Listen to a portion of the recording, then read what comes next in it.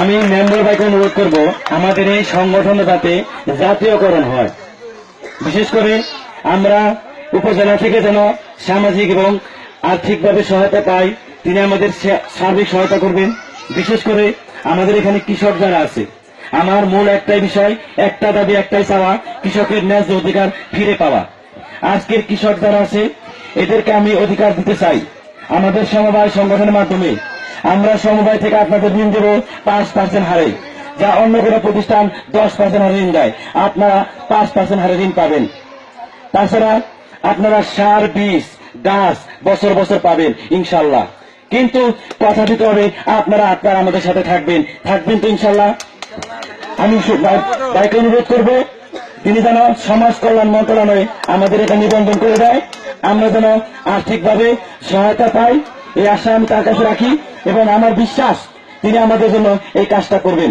আমরা যাতে এলাকার সামাজিক কাজ যা আছে সব করতে পারি এবং আজকের কৃষক আগামী দিনের ভবিষ্যৎ। কৃষক বাঁচবে, দেশ বাঁচবে, দেশ বাঁচবে, আমরা বাঁচবো। কৃষক বাঁচবে না, দেশ বাঁচবে না, দেশ বাঁচবে না, আমরা বাঁচবো না। তাই কাজেই কৃষক আগে, দেশ পরে। আগে কৃষক বাঁচান, পরে দেশ বাঁচুক।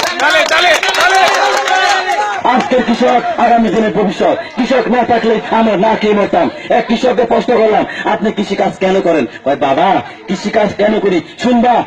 আমি কৃষিকাজ করি, আমার উৎপাদিত ফসল বড় বড় অফিসাররা খায়, এটা আমার গর্ব। তাদের আমি কৃষকের সন্তান, কৃষকের দুঃখ বুঝি। যত কৃষক আছে আমি প্রত্যেকের নাম মুক্ত করবো, প্রত্যেককে সার, বীজ আগামী বছর থেকে বিতরণ করা শুরু করবো ইনশাআল্লাহ। আমার সাথে আপনারা থাকবেন। আমি দলের সদস্যবৃন্দদের সবাইকে দৃষ্টি আকর্ষণ করছি, আপনারা আমাকে সাহায্য করবেন এবং বিশেষ করে শহীদুল ভাই, যার কথা না বললেই নয়, উনি আমাদের সার্বিকভাবে সহায়তা করেন। আমাদের এলাকায় যত যা করি তার কাছে পরামর্শ করে করি, তিনি আমাকে সবসময় পরামর্শ দেয়।